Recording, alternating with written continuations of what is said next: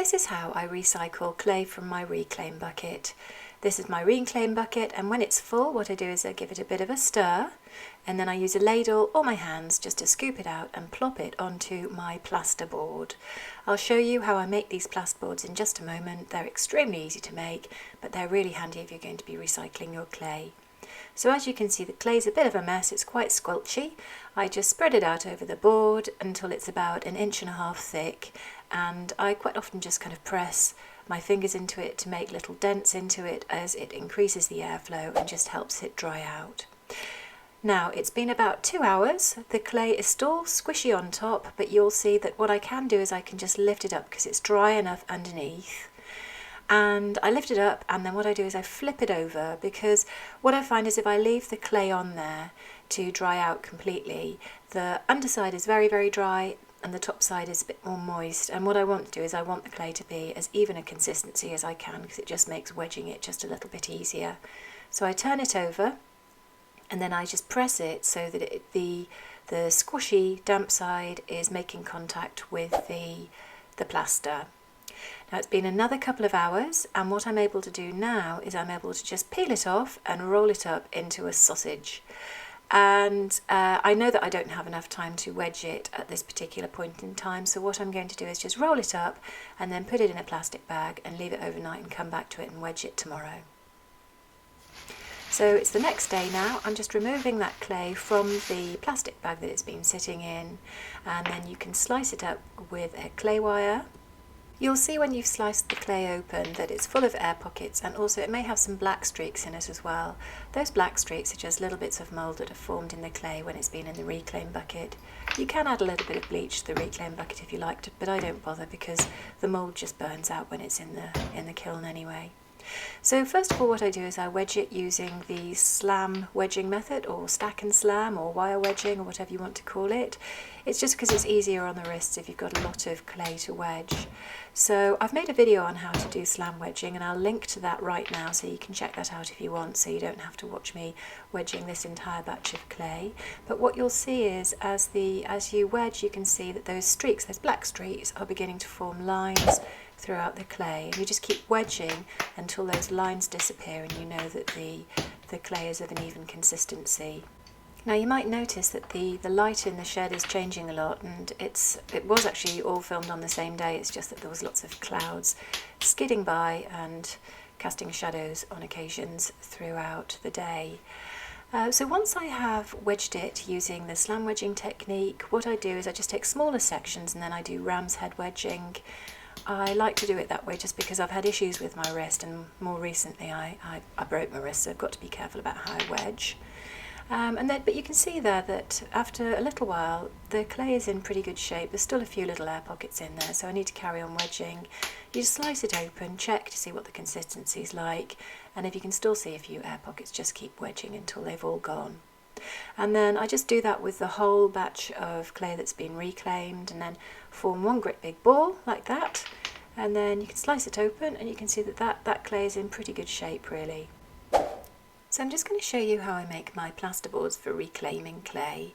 You need a plastic box, some plaster, a bucket, some measuring jugs, some petroleum jelly, a dust mask, and a pair of rubber gloves. So the first thing that I do is I put some of the petroleum jelly onto the bottom half of the plastic container. That's to stop the plaster from sticking to it. And then before I get the plaster out, I put the dust mask on. And I also wear rubber gloves when I'm handling the plaster too. In terms of how much plaster to use, you can just eyeball it if you like, and you can sprinkle the plaster into the water until you start to form plaster islands in the water. However, I am using a ratio here. I'm using 70 parts water to 100 parts of plaster, and that works out, it's 10 kilograms to 7 litres of water. So I've got 7 litres of water in the bucket, and I'm just sprinkling the plaster in.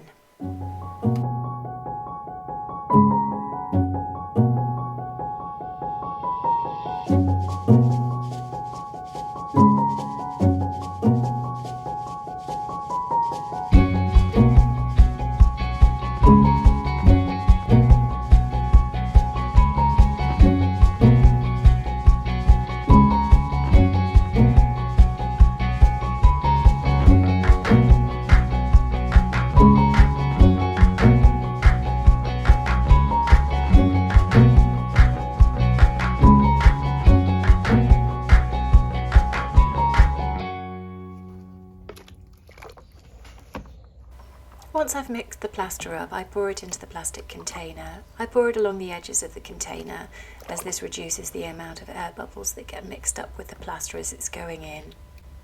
When the plaster has been mixed with water, you've got about 15 minutes before it sets. So you have to be reasonably quick about it, but you've got a little bit of time to play with.